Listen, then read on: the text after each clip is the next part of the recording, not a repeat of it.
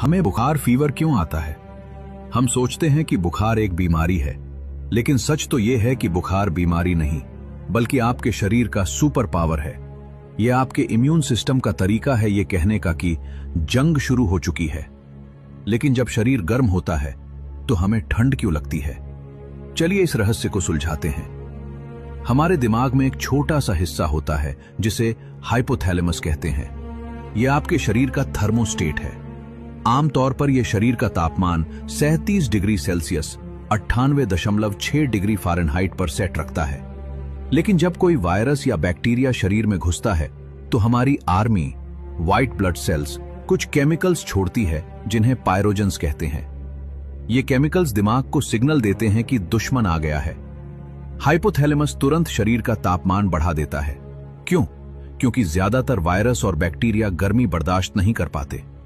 जैसे ही तापमान बढ़ता है उनकी कॉपी बनने की रफ्तार रिप्लिकेशन धीमी हो जाती है।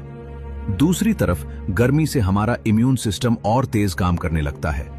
यानी बुखार आपके शरीर का तरीका है वायरस को उबाल कर मारने का। अब सबसे अजीब सवाल, अगर शरीर गर्म हो रहा है तो हमें कांपने वाली ठंड क्यों लगती है? क्योंकि हाइपोथैलेमस ने तापमान का टारगेट बढ़ा दिया है। मान लीजिए 102 डिग्री फ़ारेनहाइट, लेकिन आपका शरीर अभी भी 98 डिग्री फ़ारेनहाइट पर है। दिमाग को लगता है अरे यहां तो बहुत ठंड है, इसलिए वो मसल्स को हिलाता है ताकि रगड़ से गर्मी पैदा हो सके। जब तक बुखार चल रहा होता है आपको ठंड लगती है। जब बुखार उतरता है तो पसीना आता है। बुखार आपका दोस्त है, लेकिन एक हद तक। अगर बुखार 104 डिग्री फ़ारेनहाइट 40 डिग्री सेल्सियस से ऊपर चला जाए तो यह खतरनाक हो सकता है, क्योंकि इतनी गर्मी हमारे अपने सेल्स और प्रोटीन को भी पिघलाने लगती है। इसीलिए बहुत तेज बुखार में माथे पर ठंडी पट्टियां रखी जाती हैं ताकि दिमाग को गर्मी से बचाया जा सके। तो अगली बार हल्का बुखार आए तो तुरंत गोली न खाएं, शरीर को अपना काम करने दें।